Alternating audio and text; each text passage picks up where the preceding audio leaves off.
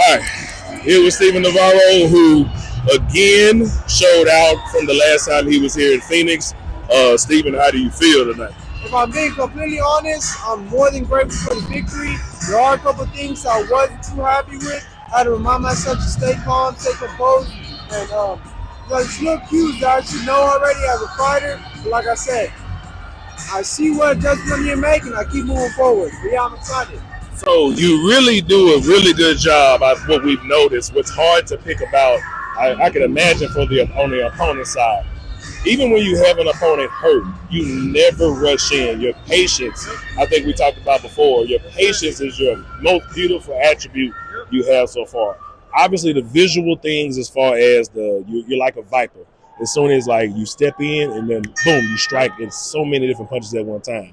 Is that always the game plan for you as far as waiting, or is it something that just comes naturally depending on what's in front of you? You know what? We stick to a game plan. That's why the first round we try to pick our shots a little bit. But then once our opponent is starting to open up and we see the opportunity, then we jump on it. I called it, I believe, in the first round. I was telling my pops, like, this guy's looking for the uppercut. Once I seen that, I heard him with the jab off that.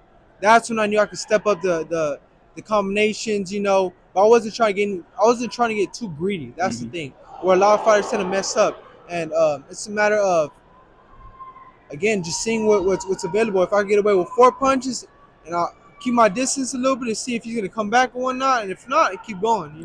Yeah, we Those noticed. slight things. We noticed that, especially from that first knockdown when you caught him in short. Yeah. But you do a really good job of taking that lead foot by overreaching it a little bit because it gives you that ability to pull it back out. From the second knockdown, from the first knockdown leading up to the second, you started landing the body shots more clean. Did you see his hands start coming up? Is that what it was? Yes, that's what it was. Once I landed the first knockdown, actually it was a couple punches that I landed. I seen that he wasn't gonna be able to take my power, and when you do that, the hands start to go up.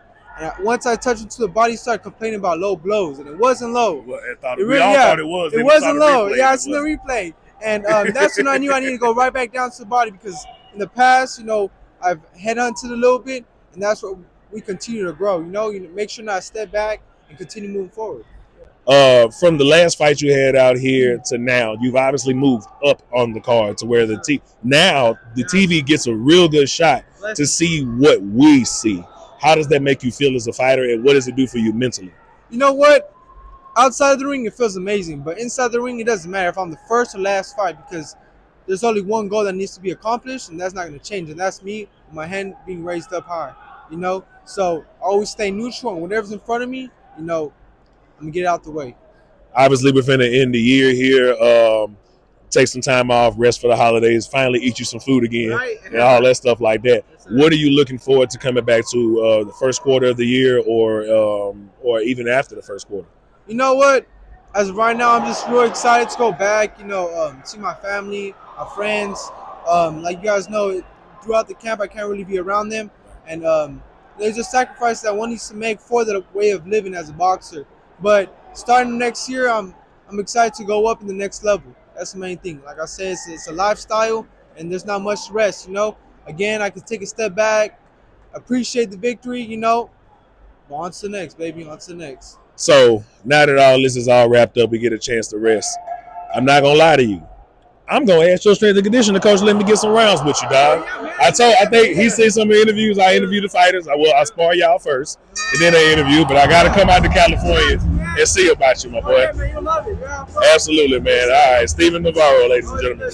All right. Appreciate it, my boy.